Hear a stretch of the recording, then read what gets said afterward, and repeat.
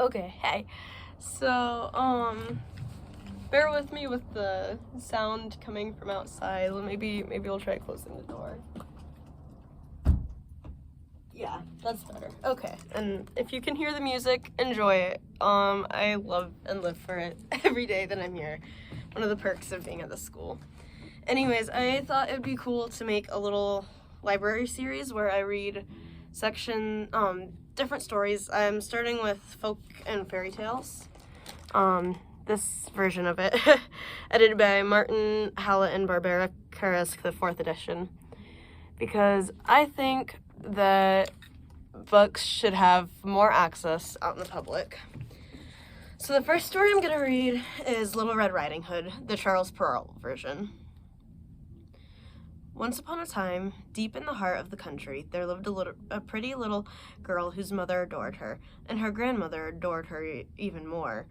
This good woman made her a red hood, like the ones the fine ladies wear when they go riding.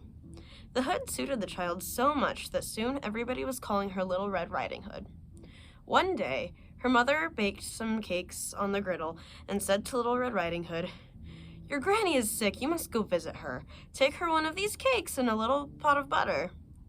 Little Red Riding Hood went off to the village, the next village to visit her grandmother. As she walked through the wood, she met a wolf who wanted to eat her but did not dare to because there were woodcutters working nearby. He asked her where she was going. The poor child did not know how dangerous it is to chatter away to wolves and replied innocently, "I'm going to visit my grandmother to take her this cake and this little pot of butter from my mother." "Does your grandmother live far away?" asked the wolf. "Oh, yes," said Little Red Riding Hood. "She lives beyond the mill. You can see over there, in the first house you come into the village." "Well, I shall go visit her, too," said the wolf, I will take this road, and you shall take that road. Let's see who can get there first." The wolf ran off by the shortest path, and Red Riding Hood went off the longest way, and she made it still longer because she dawdled along gathering nuts and chasing butterflies and picking bunches of wayside flowers. The wolf soon arrived at grandmother's house. He knocked on the door. Rat-tat-tat. "Who's there?"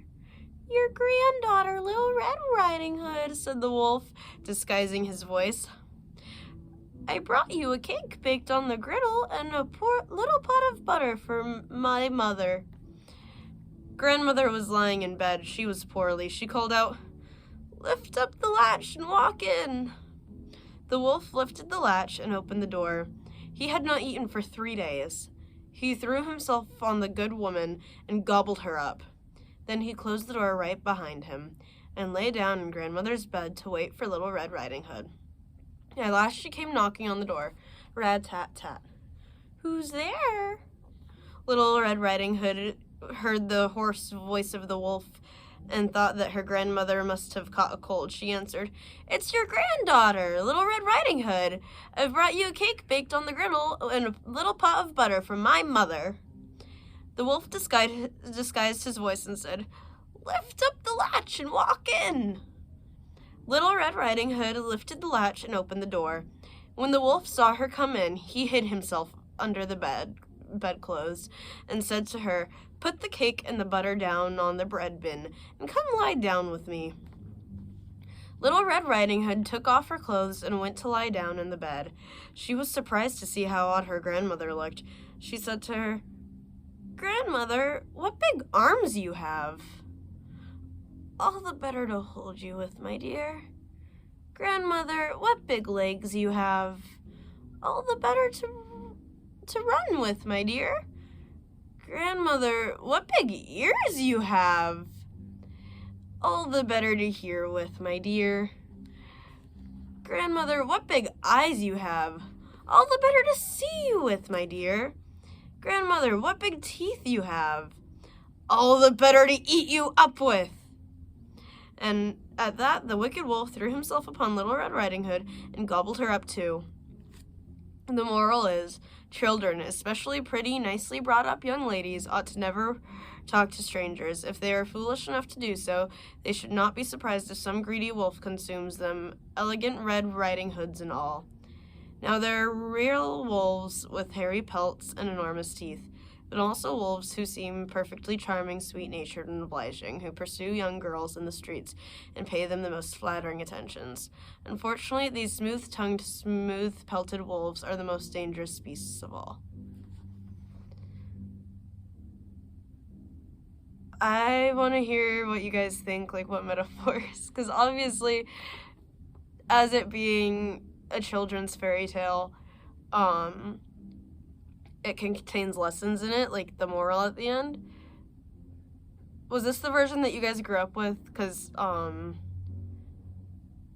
know that there are other versions where, like, oh, she manages to escape and save Grandma too, or whatever, but, like, I don't know. I think it's cool that they had, a story just to warn younger girls, even way back then, that, like, hey, dudes can be creepy. And yeah, I just want to hear your thoughts, because I don't know, I like talking with people. Also let me know if you guys want to continue this, because I think it'd be cool to create like a whole thing where people can go to and like get access to audiobooks that are free public domain, because God knows there's people like me who struggle to read on their own in their head. So I don't know, maybe it could be a journey for both of us. I'll see you guys in the next one. Let me know your thoughts.